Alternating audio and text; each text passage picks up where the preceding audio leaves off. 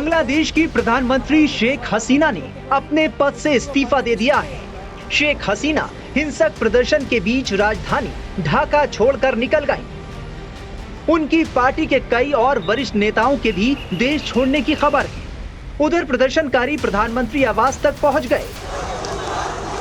बांग्लादेश में पिछले 2 महीने से आरक्षण के खिलाफ हिंसक प्रदर्शन और झड़पें हो रही थी। शेख हसीना की अगुवाई वाली सरकार ने जब प्रदर्शनकारियों से सख्ती से निपटना शुरू किया तो मामला और बिगड़ गया। प्रदर्शनकारी शेख हसीना के इस्तीफे की मांग पर अड़ गए और आंदोलन शुरू कर दिया। इन प्रदर्शनों के दौरान बांग्लादेश में 300 से ज्यादा लोगों की मौत हो गई, जबकि करीब 15,000 प्रदर्शनकारियों को गिरफ्तार किया गया। फिलहाल बांग्लादेश में तख्ता पलट के बाद आर्मी रूल लागू हो गया है। देश छोड़कर जाने को मजबूर हुई शेख हसीना के बारे में जानते हैं, उनसे जुड़ी दिलचस्प बातें जानिए।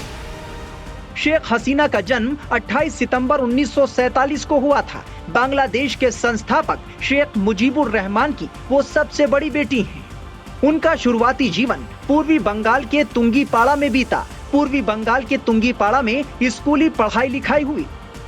इसके बाद कुछ वक्त तक सेगुन बागीचा में भी रही। फिर उनका पूरा परिवार राजधानी ढाका शिफ्ट हो गया। कहा जाता है कि शेख हसीना की शुरुआत में राजनीति में दिलचस्पी नहीं थी। साल 1966 में जब वो महिला कॉलेज में पढ़ रही थी, तब उनकी राजनीति में दिलचस्पी जगी। छात्र यूनियन का चुनाव लड़कर वाइस प्रेसिडेंट बनी। इसके बाद उन्होंने अपने पिता मुजीबुर रहमान की पार्टी अवामी लीग के स्टूडेंट विंग की कमान संभालने का फैसला किया। शेख हसीना यूनिवर्सिटी ऑफ ढाका में भी स्टूडेंट पॉलिटिक्स में सक्रिय रही। शेख हसीना की जिंदगी में साल 1975 में भूचाल आ गया। बांग्लादेश की सेना ने बगावत कर दी। सेना ने उनके परिवार वालों के खिलाफ विद्रोह छेड़ दिया। हथियारबंद लड़ाकों ने शेख हसीना की मां को मार डाला। पिता शेख मुजीबुर रहमान, 3 भाइयों को भी मौत के घाट उतार दिया गया।